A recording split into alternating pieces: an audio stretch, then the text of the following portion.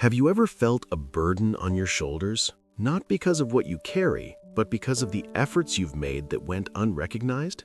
Have you ever wondered if true peace comes from forgiving others, or more importantly, from forgiving yourself and bravely moving forward, leaving behind what doesn't deserve your attention? In life's journey, full of ups and downs, we often seek approval and appreciation from the outside world, but sometimes it is in silence, in decisive actions taken for our own self-respect that we find true strength. Let us listen to stories of silent forgiveness and the unshakable value of self-respect, stories that might belong to Rusty, to Alice, or to Noah, but more profoundly, they belong to each of us. Story 1. Rusty and the Silent Crow. In a small farm nestled peacefully in a lush green valley lived a rooster named Rusty. Rusty wasn't large, nor did he possess the vibrant plumage of other roosters. Every morning, when dew still clung to the leaves, Rusty would let out a resounding crow, waking the entire farm. His crow was as regular as a clock, signaling the start of a new day, helping the farmer get to the fields on time, the hens know when to forage, and the ducklings know when to swim to the pond. Yet no one truly appreciated Rusty. The farmer often grumbled about his noisy crow. "That useless rooster, all he does is crow loudly," he would often say, just as Rusty finished his first crow. The other hens criticized Rusty for not being majestic enough, not strong enough to protect the flock. Rusty heard it all. He would lower his head and continue his work. He believed that one day his efforts would be recognized. Day after day, Rusty continued to crow, dedicating his regularity and responsibility, receiving only indifference and disdain in return. Until one cold winter morning, when thick fog blanketed the paths, Rusty woke up and looked around the farm, still shrouded in darkness. He thought about the harsh words, the ingratitude he had received. A feeling of emptiness welled up inside him. For the first time, Rusty decided not to crow. That morning, the farm was in chaos. The farmer overslept, missing the most important market day of the week. The hens were confused, unsure when the sun would rise, unable to find their way to forage. The ducklings were stuck in their coop because no one opened the gate on time. The entire farm was plunged into stagnation and loss. The farmer panicked, trying to call for Rusty, but there was no reply. He ran everywhere, finally finding Rusty standing silently alone beneath an ancient tree. "Rusty, why didn't you crow? The whole farm is in disarray," the farmer cried out. Rusty merely lifted his head to look at him, his eyes holding a weariness the farmer had never noticed before. That was the moment the farmer realized. Rusty wasn't just a rooster who crowed, he was the heartbeat of the farm, the one who kept everything running smoothly. His silent dedication, his unrecognized contributions had created immense value that was only truly understood once it was gone. Rusty had taught him a valuable lesson about the worth of seemingly small things and the consequences of ingratitude. After that day, Rusty still crowed, but the farmer's perspective had changed. He learned to appreciate. And Rusty, too, found a peace in knowing that his worth didn't need external praise to exist. Rusty didn't need the farmer's forgiveness, he needed his own self-respect and the right to make his own decisions. Story 2. Alice and the Burden of Kindness. In a lush tropical forest, there was a vast swamp, home to many creatures. Alice was an old, gentle, and extremely patient turtle. Alice had a sturdy shell and was always willing to help smaller animals cross the dangerous swamp. Among them was a small frog named Noah. Noah was a clever frog, but also incredibly ungrateful and selfish. Whenever he wanted to cross the swamp, Noah would leap onto Alice's back, demanding the turtle carry him. "Hurry up, Alice, the water's so dirty. Be careful not to make me fall," Noah would always grumble, never saying a word of thanks, even scolding Alice if she moved slowly.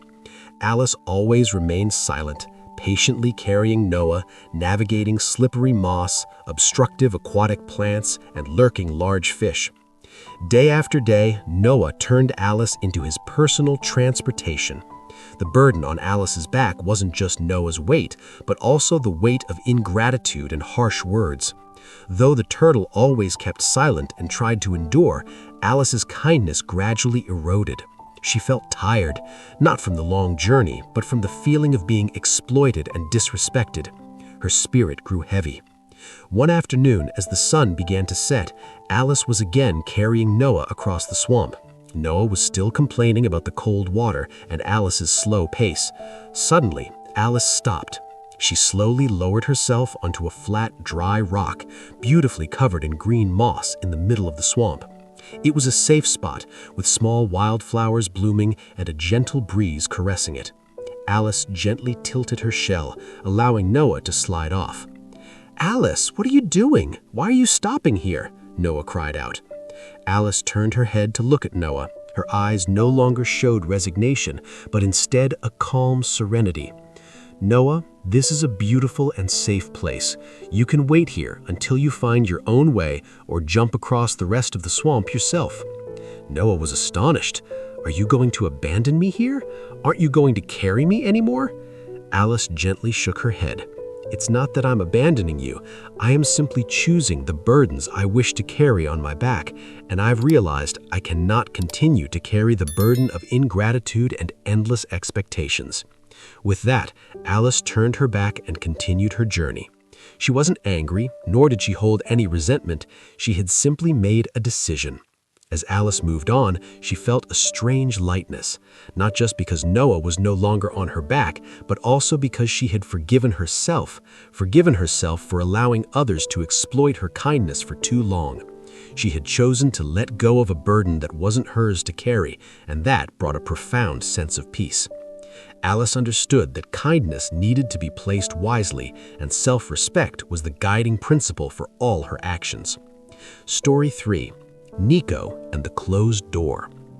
There once was a cat named Nico, with sleek black fur and hopeful sapphire eyes. Nico had an owner whom he loved very dearly. The owner was often away, but each time he returned, he would enter through the red door at the end of the hallway. To Nico, that red door was a symbol of love, of homecoming, and of happiness. One day, the owner went away and never returned. Nico didn't know this. He patiently sat before the red door, waiting. He waited day after day, week after week. His belly grew empty. His fur became matted, but his gaze remained fixed on the red door, hoping it would open and his beloved owner would step through. He remembered the gentle strokes, the warm bowls of milk. He refused to seek food, refused to play with other cats, refused every invitation to the outside world. To Nico, happiness could only come from that red door. Other cats often came near, inviting Nico to hunt mice, bask in the sun, or explore new corners of the garden. "Nico, why do you just sit there all the time? Your owner probably won't come back through that door anymore. There's so much joy out here," an old cat advised, but Nico merely brushed them off. "No, he will return. This door is his only way home." Time continued to pass. Nico grew weaker and weaker. One faint golden sunlight streamed through the window, highlighting dust motes suspended in the air. Nico looked at the red door. It remained silent and cold. Suddenly, he looked out the window. He saw birds chirping on tree branches, kittens playing in the sunlight. He saw a vast world in motion, full of color and life, completely different from his dark hallway corner and the closed door. A thought flashed in Nico's mind. Why am I wasting my life waiting for something that might never happen from a door that is closed? He no longer resented his owner, no longer felt sad about the door. He simply understood. Nico stood up, not looking back at the red door 1 inch. He gently walked towards the open window.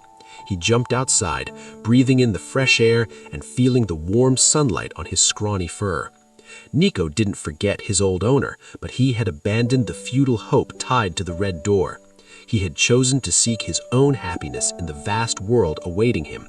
He didn't need his owner's forgiveness. He needed his own liberation. Liberation from the shackles of a blind belief. It wasn't about forgetting, but about deciding to move forward with a restored sense of self-respect. The stories of Alice, Noah, and Nico all speak of one thing: the power of quiet forgiveness and the value of self-respect. Quiet forgiveness is not about forgetting the pain, nor is it about returning to the toxic place that hurt you. Quiet forgiveness is a decision you make for your own peace. It is about letting go of unappreciated efforts, about moving away from toxic situations that have eroded your spirit. It is a courageous act to choose which burdens you carry, to stop waiting at doors that will never open. When you learn to let go, you do not become weaker. On the contrary, you become stronger from within, with unwavering self-respect. You do not need anyone else's permission to seek your own happiness, because true peace is not the absence of storms, but the ability to find stillness amidst the tempest, and to bravely step forward with your head held high and your heart at ease. That is the most valuable lesson each of us needs to learn to live a full and free life.